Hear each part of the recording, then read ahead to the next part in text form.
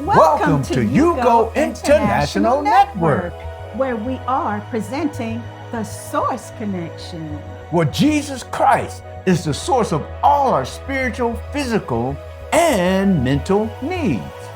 Thank you for joining us. To God's endless love, every subject, every direction, it all leads back to the Source Connection. For hope, for faith, for God's correction. Subscribe today to the Source Connection.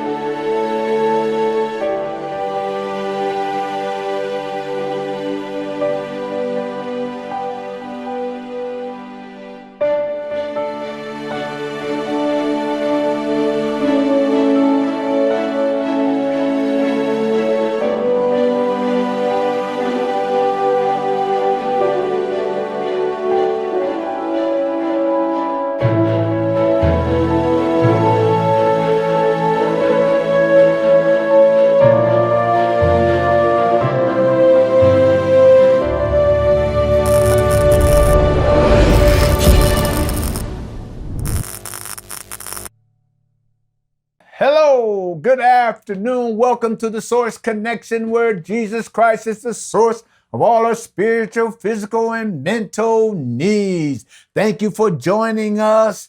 Thank you for hitting the subscribe, notification, and the like button. Shout out to all those in India, Bangladesh, Iraq, all around the world, in Africa, hallelujah, Turkey, hallelujah, Europe, all over the world.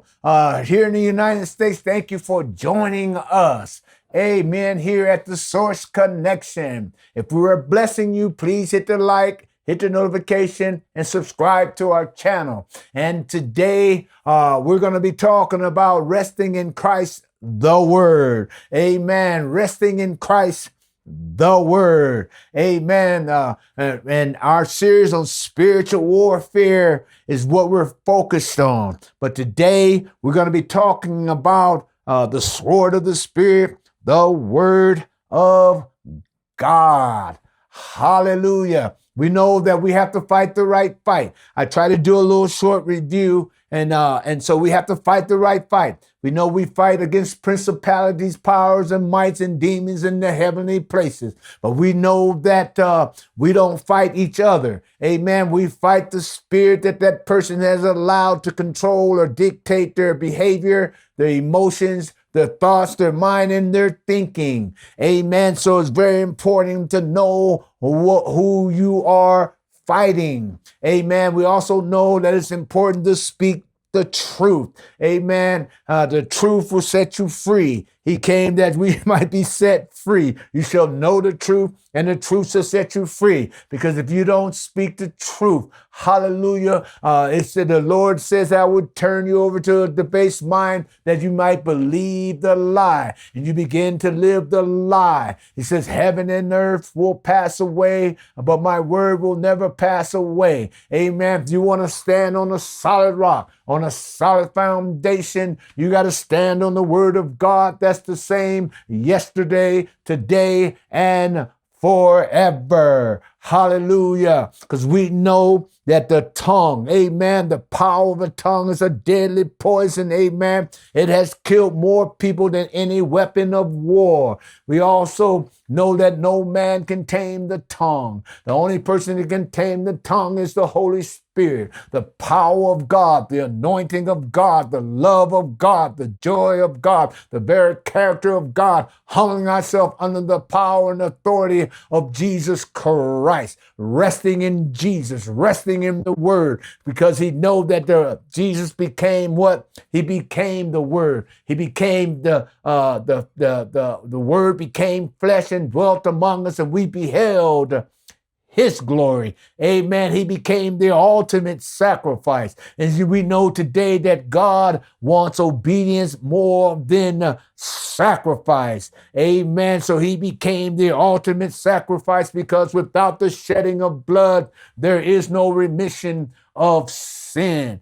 Amen. We talk about meditating day and night, that we might be like the tree planted by the rivers of water. When the storms come, when the trials come, amen, you're rooted deep in the word of God, because how shall a young man cleanse his ways? By taking heed according to the word of God. Amen. Hiding the word in your heart, that you get a check in your spirit, because I've become determined, because I've meditated, because I've been transformed, and by the renewing of my mind, that I might know what that perfect and acceptable will of God is. I have a clear perception of the truth. I have a direct awareness of the truth. I can identify with the truth, the word of God. Amen. Amen. And it goes on to say, the sword of the Spirit, the word of God, the helmet of salvation.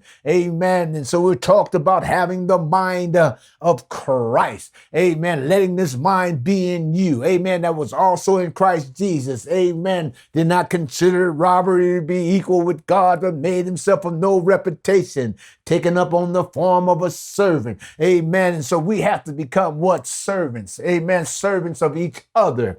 Amen. Because Christ came to what? He didn't come to reign, but to serve and give his life a ransom for many. Amen. The ultimate, again, sacrifice. Amen. And so today we're talking about, and we're gathering about how we are resting in Christ, the word, resting in Christ, the word, because Christ fulfilled God. If you read about it in Ephesians chapter 1, it talks about our position in Christ. It's all in him. We've been sealed by the Spirit, and in him we have the fullness of life. In him all things consist.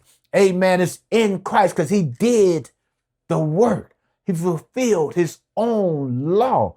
And so now our only duty is to enter the rest of God and allow the Christ, the word, the sword of the Spirit that lives in us to do the work in us. Hallelujah. It's really that simple, but but we are complicated people. We have to quit trying to figure out God, figure out how he's going to work, and just do the things that we were created to do. We were created to worship God in spirit and in truth.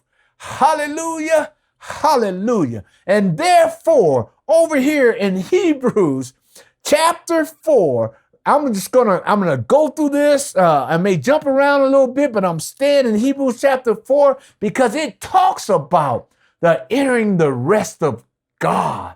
Amen. Entering the rest of Christ, the word of God. Amen. And quit, because we don't have to work anymore like they did in the Old Testament. You know, the sacrifices and the different things that they had to do for the remissions of sin. We can cease from our work. Work is trying to perform. The definition of work is trying to perform a specific task. There's no more tasks. Christ fulfilled the law. He fulfilled the work. We don't have to. It's that simple. I've been Galatians 2:20 says, I've been crucified with Christ, and it's no longer I who lives, but Christ who lives in me. Now, all I have to do is have faith in the Son of God who died and gave himself for me. It's that simple. Faith in Christ. Rest in Christ. Amen. The word. He's the word. Amen. They agree as one. Come on now. This is really, really, really simple stuff. Amen. But we have to get out of our own head. Amen. And allow the Spirit of God to take control. See, over in 1 John 2:20, it talks about you have an anointing from the Holy One who teaches you all things. You need not other men teach you different traditions. You need anointed men, hallelujah, anointed by God, and can teach this sound doctrine to teach you according to the anointing that lives in you, that lives in me, that's always in agreement with the word of God. The righteousness of God, the breastplate of righteousness is the word of God, the fruit of the Spirit. And over here in Hebrews 4, verse 1, therefore, right, since the promise remains of entering his rest, let us fear lest any of you seem to have come short of it. We're not short of entering his rest. So Paul, because Paul was talking to the Hebrews, because after Christ came and he rose and he did the work, they were still sacrificing. They were still trying to live according to the law. Paul said, hey, you don't have to do that anymore. Amen. And he goes down and he goes on and says, for indeed the gospel was preached to us as well as to them. But the word which they heard did not profit them because they didn't receive the word, not being mixed with faith in those who heard it. For we who have believed do enter the rest.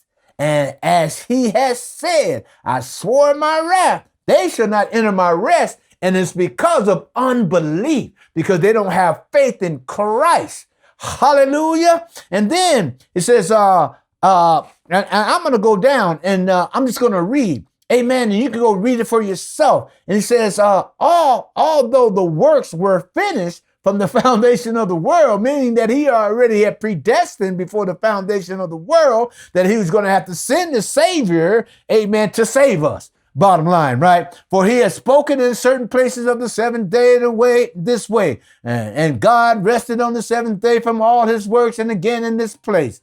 Amen. And so they did not enter my rest. Since therefore there remains, they must enter it. But I'm gonna go down because I want you to get this. He says, for if Joshua had given them rest, then he would not afterward have spoke of another day. Therefore a rest for the people of God. For he who has entered his rest has himself also ceased from his works, and God did as God did from his. So when we enter the rest of God, meaning that we rest in Christ, we rest in the word, we rest in it because he's already done the work. He's already broke the power of the carnal nature. We are no longer slaves to sin. We are now, and because of the anointing, because of the helper, because of the comforter, amen, we are slaves to righteousness. Amen. We are slaves to the word of God. Amen. And know this, you either going to be slaves to sin or slaves to righteousness. It's your choice. That's being made, and one of the things that's being made in the likeness and the image of God is that you were made in his image, that you have a choice today. When Christ came back and broke the power of the flesh and the carnal natures, he gave us back a choice in life. Amen. And so 11 says it like this: let us therefore be diligent to enter that rest, lest anyone fall according to the examples of disobedience. For the word of God is living and powerful, sharpening to a sword, piercing even to the division of the soul and spirit, and of the joint and marrow. It is a discerner of the thoughts and intents of the heart, and there is no creature hidden from his sight. But all things are naked and open to the eyes of him to whom we must give an account.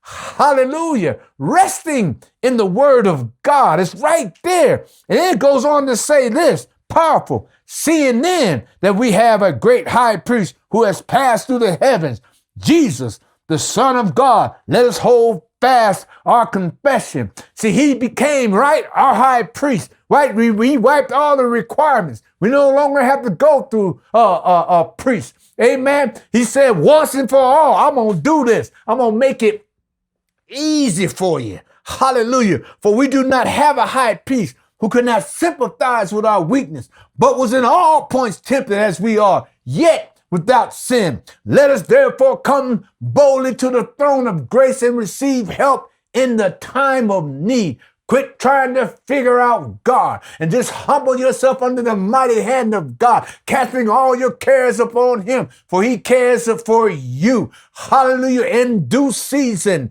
hallelujah, you shall reap. You shall be settled. You shall have faith. If you just trust in God, having a God requires obedience better than sacrifice. Obey the word of God, resting in Christ, the word. Hallelujah. I pray right now that you begin to enter the rest of God, that you begin to meditate day and night in the word of God, in the name of Jesus, because the word is living and powerful, sharpening into a sword, piercing to the division of the soul, joint in the marrow of the bone. It covers all things. Hallelujah. We have a high priest, Jesus, who has in the heavens. He's sitting at the right hand of God with all power in his hand. All power and authority has been given unto you, has been given unto you, has been given unto me. Hallelujah. To trample over any power of the enemy,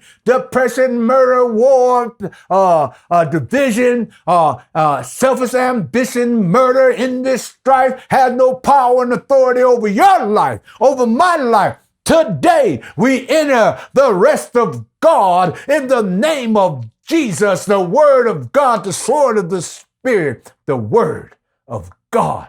In Jesus' name, come forth in your life today. Amen. Hallelujah. Hallelujah. Thank you for joining us. Thank you for hitting the subscribe button. Thank you for hitting the notification button. Thank you for hitting the like button. And I would appreciate it. Leave a comment. Leave a comment. Let us know that you're being blessed by this channel. Until we meet again, stay connected to the source.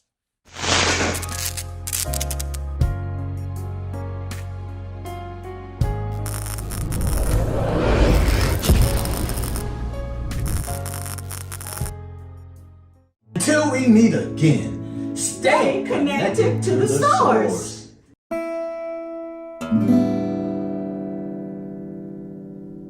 Welcome to the Source Connection, where Jesus Christ is the source of all your spiritual and physical and mental needs.